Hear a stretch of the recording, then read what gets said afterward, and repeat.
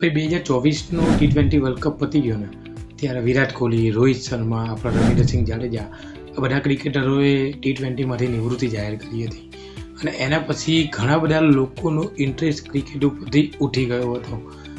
Asia cup અત્યારે ચાલુ છે, ઘણા બધા લોકોને એના શેડ્યુલની ખબર નહીં હોય, આ વાત પાકી છે. એવામાં એક ખેલાડીએ પાકિસ્તાન સામે આજે કારનામું કર્યું, એના લીધે ફરીથી બધા લોકોમાં ક્રિકેટનો કીડો તો હોય જ છે અને એનો ઇન્ટરેસ્ટ ફરીથી જાગી ગયો.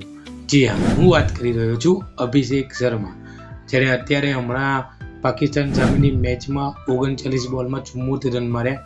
પહેલા જ બોલે શહીન શાહ આફ્રિદીએ તો એને છક્કો માર્યો અને ગાળે બોલી એકદમ બોલ્ડ ક્રિકેટ રમ્યો હતો. તો આજના વિડીયોમાં આપણે એની સ્ટોરી વિશે જાણીશું, કઈ રીતે આ યંગ આટલા એગ્રેસિવ ક્રિકેટર બન્યો એની પૂરી જર્ની જાણવાનો પ્રયાસ કરીશું. ચાલો શરૂ કરીએ. તો અભિષેક શર્માનો જન્મ 4 સપ્ટેમ્બર 2000ની સાલમાં પંજાબના અમૃતસરમાં થયો હતો. પિતાજીનું નામ રાજકુમાર શર્મા, જે એક ફોર્મલ ક્રિકેટર હતા અને કોચ હતા, જેના લીધે ક્રિકેટ રમવાની જે ઘરમાં પ્રેક્ટિસ પહેલેથી હતી. વાત કરીએ અભિષેક શર્માનું ડેબ્યુ, તો 2017માં રણજી ટ્રોફીમાં ફર્સ્ટ ક્લાસમાં ભાઈએ ડેબ્યુ કર્યું હતું.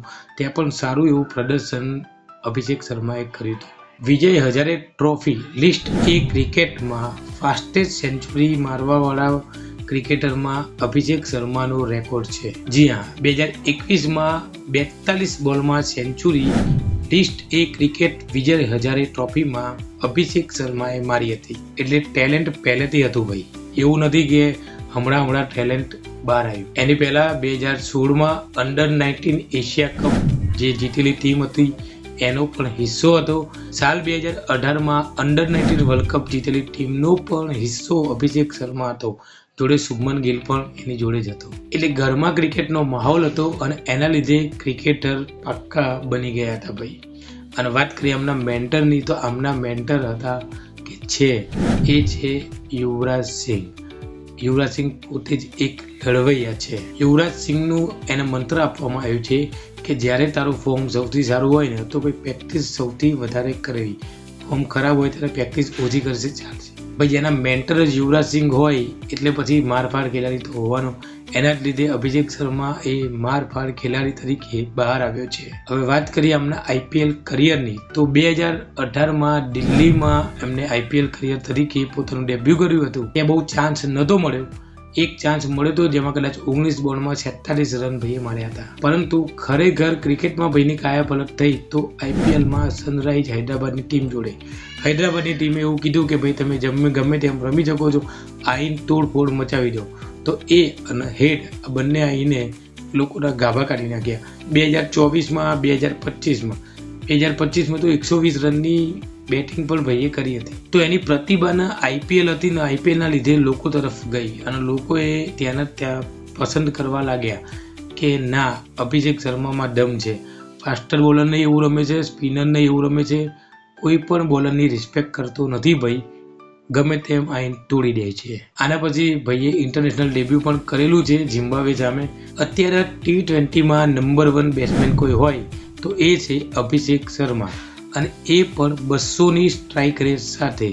200ની સ્ટ્રાઇક રેટ એટલે એક બોલમાં 2 રન. એ સાથે ભાઈ અત્યારે નંબર 1 T20 બેટ્સમેન છે. બોલિંગ પણ કરી શકે છે, પરંતુ બેટ્સમેનમાં અત્યારે નંબર 1 આખા વર્લ્ડમાં છવાયેલા બેટ્સમેન છે ભાઈ. અને એમાંય હમણાં જે પાકિસ્તાન વાળાનો ધોયા છે ને, 39 બોલમાં 74 રન માર્યા.